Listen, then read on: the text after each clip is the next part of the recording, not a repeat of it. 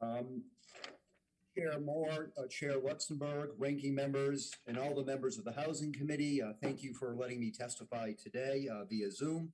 I'm State Senator Jeff Gordon. I represent 13 towns in Northeast Connecticut, most of them rural, many of them small and low populated. Also, I've been chair of my town's Planning and Zoning Commission in Woodstock for 15 years. So I have real world, practical, and long term experience and knowledge when it comes to planning and zoning, including issues dealing with affordability and attainable housing. I'm opposed to HB 6633 because it replaces people and their town elected officials with a state government takeover of local planning and zoning. It does not create an inclusive, collaborative, meaningful way to tackle the issues of affordable housing, but also attainable housing here in Connecticut in our towns. This is not common sense.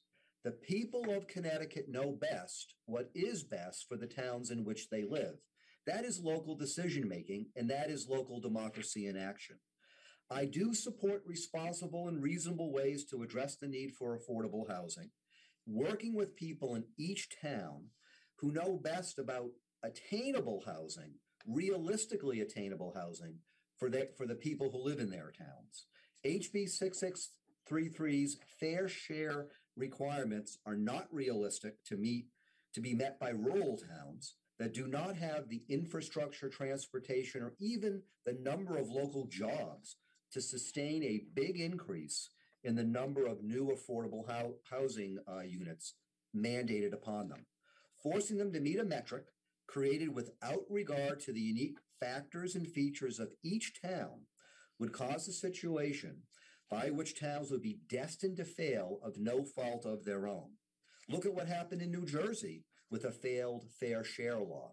That law has not worked. It is mired in a lot of political and legal debate and quagmires. Connecticut's definition of affordable housing is strict and very difficult to meet, especially for small rural towns.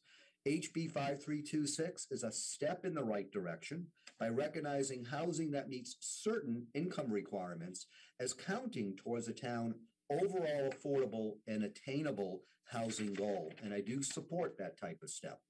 The way to approach housing is to do what towns have been doing and are already doing, including my town, and I've been part of that for many years as chair of Planning and Zoning Commission, to look at affordability and what is actually attainable for people in the towns.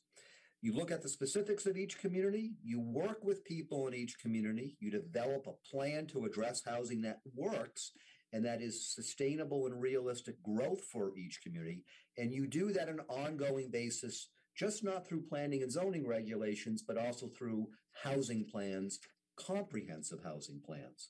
I know that before one starts to create or change land use regulations, which is zoning, one needs first to research and think about what you're going to do. That is planning. HB 6633 puts the cart before the horse, does not do good planning, but jumps and mandates a one-size-fits-all zoning on every town. To me, that is not common sense. That does not work, and that is why I oppose it. Thank you, Madam Chair. Thank you, Senator. Senator, is this your first time giving testimony?